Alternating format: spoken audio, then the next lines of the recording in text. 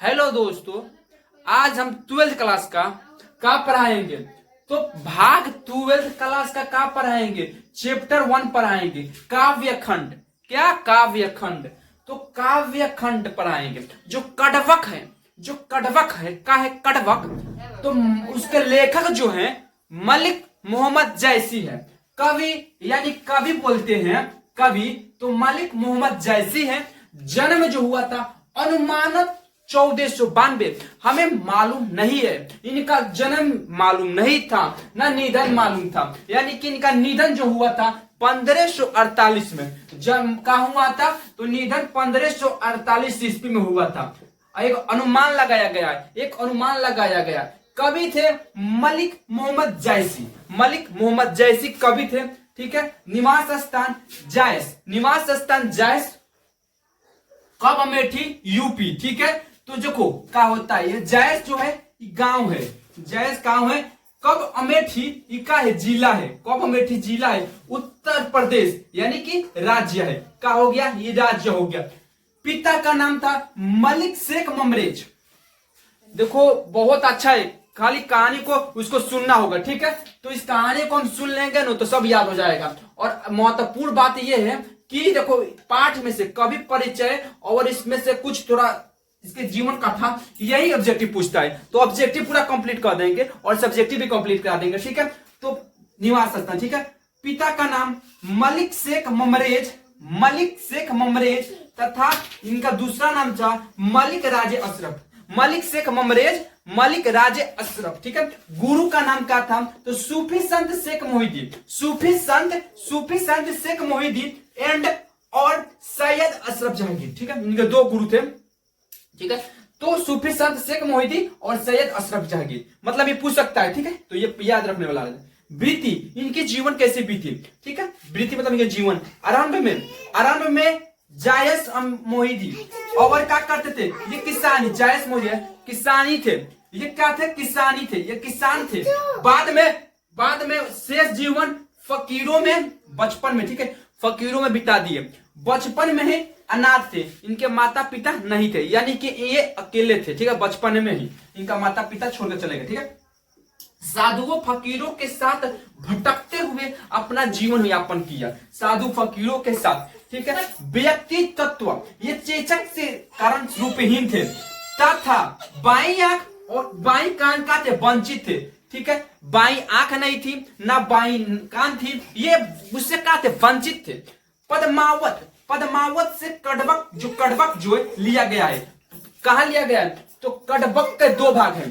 भाग 1 जो है भाग, वो पद्मावत के अंत शुरू से लिया गया है। अब भाग जो 2 है, भाग 2 वो पद्मावत के अंतिम से लिया गया। ठीक है। तो इससे और अच्छे से अच्छा डीपली पढ़ाएंगे। ठीक है। तो इतने पढ़ाने के बाद हम और अच्छे से अच्छा पढ़ाएंगे। ठीक है। तो इसे कवि मलिक मोहम्मद जैसी थे। जन्म बता दिए, निधन बता दिए। निवास स्थान जैस कब अमेठी, उत्तर प्रदेश। जैस जो जहां तक गांव था, कब अमेठी जिला है। कवि परिचय पढ़ा दिया, तो हमने पहले कवि परिचय पढ़ा दिया, उसके जीवन कथा को अच्छा से पढ़ा दिया। अब उसमें काव्य खंड का भाग 1 है। ठीक है। तो भाग 1 अब पढ़ा रहे हैं। ठीक है। तो देखो इसमें क्या है, जो कवि है मलिक मोहम्मद जैसी, कवि का क्या नाम है? मलिक मोहम्मद जैसी। अब इनका क्या करेंगे हम? इनको कवि में जो बता, इनका कविता लिखने का अर्थ था कि हमें सब लोग जाने, हमें संसार में सब लोग जाने। चलो कविता में चलते हैं। एक नैन कवि मोहम्मद गुनी, सोई बिमोआ जे कवि सुनी। ठीक है। देखो बोर्ड छोटा है, तो छोटा होने के कारण हम इस लाइन को चेंज नहीं किए। देखो इस लाइन को इसी में लिखना है। ठीक है। बोर्ड का है, छोटा है, तो छोटा होने के कारण पढ़ाई छोटा नहीं होगा, पढ़ाई तो बढ़ के होई। लेकिन का बा, बोर्ड छोटा बा, तो बोर्ड छोटा बा, तो ऐसे दिक्कत कोनो नहीं के। एक नैन कवि मोहम्मद गुनी, सोई बिमोआ जे कवि सुनी। दो पढ़ाई। ठीक है। मतलब कहते हैं कि मेरे में ये अवगुण है। का है नैन कवि मोहम्मद गुनी, मेरे पास न एक आंख नहीं है, बाया वाला आंख नहीं था, न बाया वाला कान था, तभी भी क्या है, ये अपने कविता से प्रभावशाली करके उसको मोहित कर लेते हैं। क्या कर लेते हैं? मोहित का कर अपनी काव्य को सुनाई। ठीक है, तो इसके पास क्या था ना कवि। ठीक है, चांद जैसे जग विधि अवतारा, जिस प्रकार हमें परमात्मा ने इस संसार में उतारा, तीन कलंक किन उजियारा, ठीक है। मैंने कहते हैं जिस प्रकार चांद में कलंक होता है, चांद में क्या कलंक है? तो चांद में यह कलंक है कि चांद में धब्बा देखना है, धब्बा दिखाई देता है। तो चांद में यही अगुण है, इसका अगुण है कि ये क्या होता है? धब्बा दिखाई देता है। लेकिन ये अपने प्रकाश से, सुंदरता से सबको मोहित कर लेता है। कोई अगुण नहीं देखता है उसका। कोई अगुण देखता है कि चांद में का बा? तो ना, वो चंदा मामा हुआ, आरे आवा पारे आवा नदी किनारे आवा बोलते हैं लोग। तो इसके क्या बोलते हैं? चंदा मामा बोलते हैं लोग। ठीक है, तो इसकी सुंदरता के कारण ये अगुण का हो जाता है, छिप जाता है, अगुण छिप जाता है। इनका गुण के कारण अगुण छिप जाता है। तो देखो, मनुष्य को वैसा होना चाहिए। इसमें एक मोटिवेशनल समझ जाओ तो है, ये तुम पढ़ लोगे ना, तुम्हें अपने में क्या हो जाएगा? एक मोटिवेशनल आप में समाहित हो जाएगा। माने कि कहने का अर्थ है कि देखो कुछ इसमें नहीं है। इसमें है कि चांद जैसे कि अपना जो अगुण हो उसको गुण में छिपा लेना। बकलोल हो, पढ़ कर इतना बन जाओ तेज कि अपना बकलोली को सब छुपा दो। तो देखो, कहा गया नहीं कि अगुण को छिपा देना ही इसका करता है, सक्सेसफुल कहलाता है। ठीक है, जग सूझा एक ही नैना, जग सूझा एक ही नैना, उवा शुक अस नखट माह। जिस प्रकार, देखो इसमें क्या बोले हैं कि जिस प्रकार मैंने इस संसार को एक नजरिया से देखा, एक आंख से देखा, नैना मतलब एक आंख से देखा। तो बताओ इनके पास कितने आंख थे? एक आंख थे, तो एक ही आंख से देखते, तो एक आंख से देखे। ठीक है, उसी प्रकार नक्षत्रों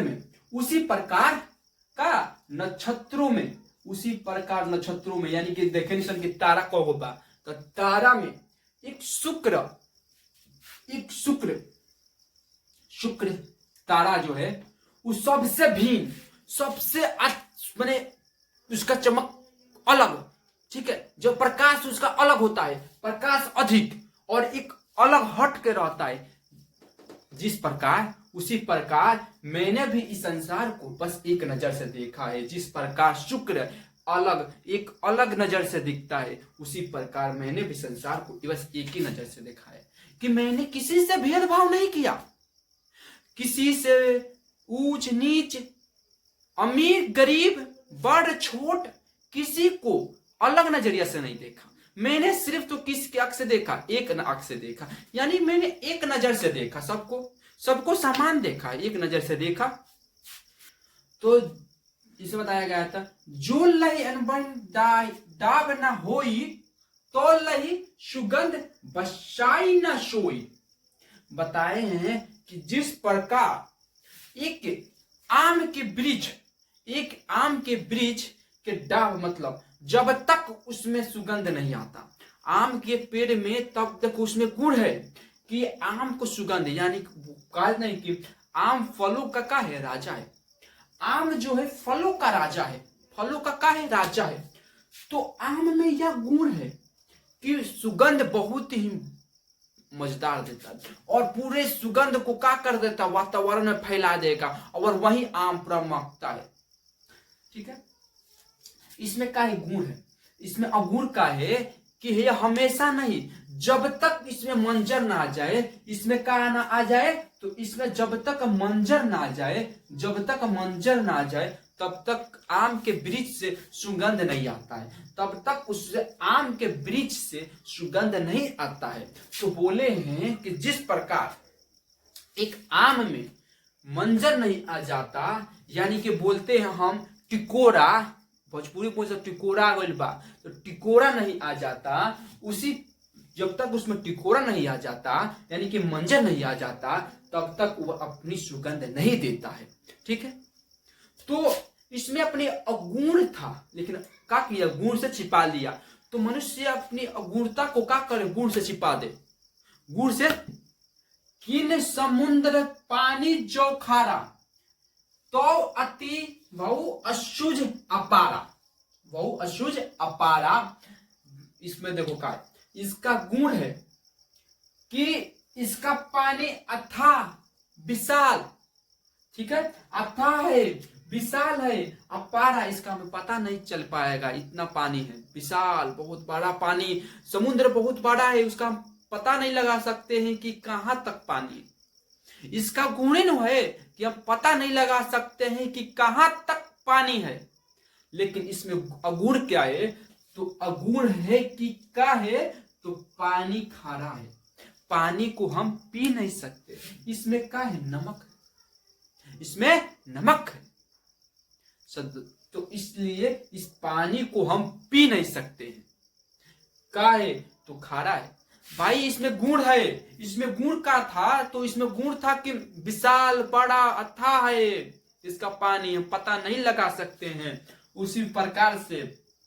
ठीक है, अब इसमें क्या था, इसका गुण, तो गुण यह था कि इसका जो पानी है खारा है।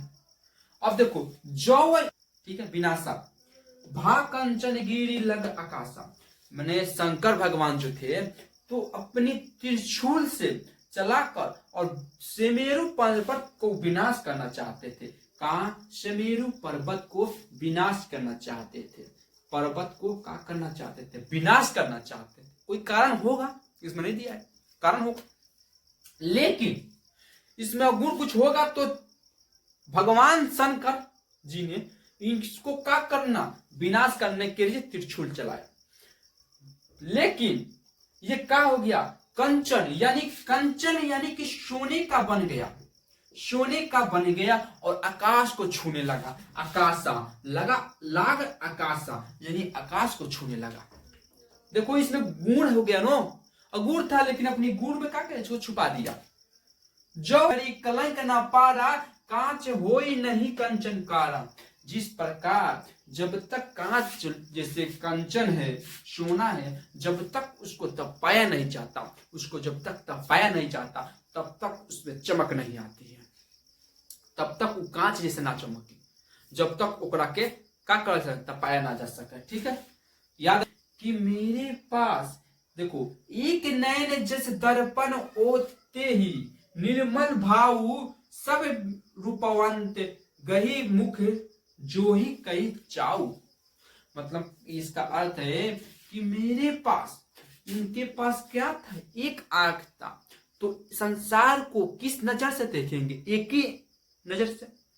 वो चाहे छोटा हो, बड़ा हो, अमीर हो, गरीब हो, ऊंच हो, नीच हो, छुआछूत कुछ नहीं, एक नजर से देखते थे।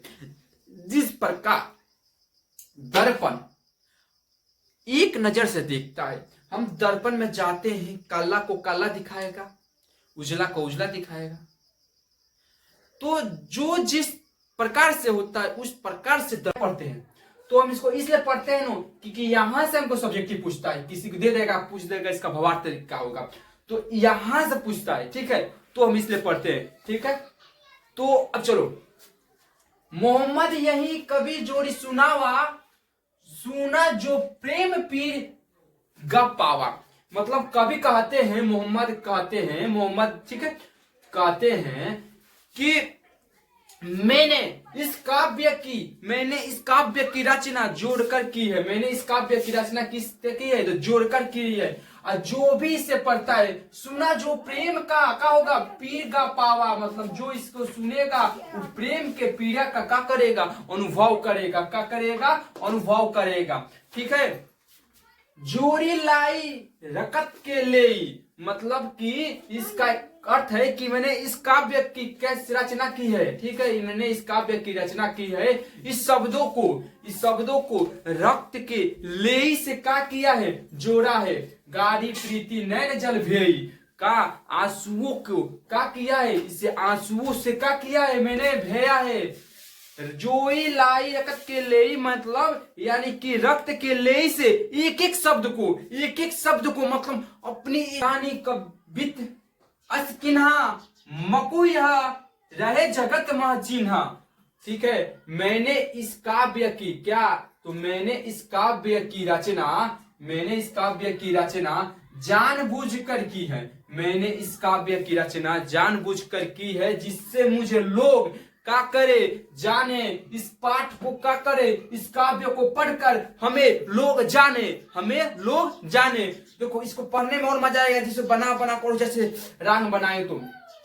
कहाँ सो रतन सेनी अस राजा, कहाँ सुआ असी बुद्धि उपराजा। मतलब कहता है कि कहाँ गया रतन सेनी राजा, कहाँ गया सुगा, जो उनका मंत्री था, रतन सेन राजा के का था मंत्री सुगा, बहुत ही चतुर था, बुद्धिमान था। कहाँ गया अलाउद्दीन सुल्तान, कहाँ गया राघव चेती, कहाँ गया, ठीक है, कहाँ गया स्वरूप, मतलब कि सुंदर, बहुत सुंदर, कहाँ गई सुंदर पद्मावती रानी, कोई ना रहा जग रही कहानी। देखो ना तो रतन सेन राजा रहे, ना कहा सुगा रहा उनका, ना ही अलाउद्दीन सुल्तान रहे, ना ही उनका क्या पद्मावती रानी थी रही। ठीक है, रतन सेन का ना ही पत्नी उन्हीं रानी कौन पद्मावती रही, कोई नहीं रहा, बस उनका रह गया, तो बस उनका क्या रह गया, तो बस उनका रह गया तो कहानी ही रह गया। तो देखो पैसा कुछ नहीं रह जाएगा धरती पर, तुम्हारा कर्तव्य कृति, तुम्हारा कर्म कृति यही कहा हो जाएगा, धरती पर रह जाएगा, ना तो कुछ नहीं रहेगा। इसलिए कर्म करो, अपना कर्म निष्ठा फल करो, यानी कि अपना कर्म करोगे वही धरती पर रहेगा और कुछ नहीं रहेगा। ठीक है, तो कुछ नहीं रहेगा, ना हो लेकिन का कुछ नहीं रह जाएगा।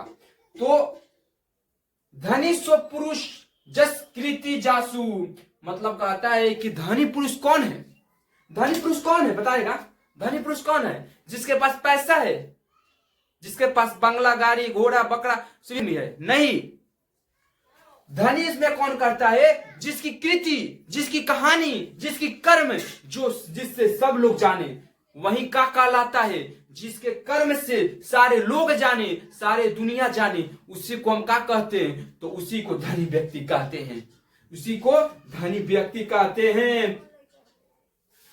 ठीक है, फूल मरे परे पे मरे ना बासु, देखो, ठीक है, फूल मरे पर मरे ना बासु, फूल तो मर जाता है, हम क्या कर देते हैं, फूल को तोड़ते हैं और सुगंध लेते हैं, तो फूल तो मर गया, फूल वो मर गया है, लेकिन वो अपना सुगंध देना नहीं भूलता है। उसका क्या कार्य है, सुगंध देना, सुगंध को क्या करना, पर जगत जस बेचा के ही ना लीना जस मोर।